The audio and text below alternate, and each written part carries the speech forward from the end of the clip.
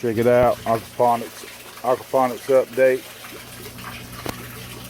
Having the fish harvest here. You see I'm draining the water out the bottom right here, and I'm gonna get them over a pound. Throw them over here in the separation tank for about 3 days. Just got salt water in it. Never clean them out and get them good and tasty. Right now they taste like mud. Also got some other stuff going on here. Got some kale, and I got some lettuce planted on these hanging ones. See the water coming out the bottom there. Got some kale, and I got some eggplant going on in the back there, and I got one tomato up there. But back to the harvest.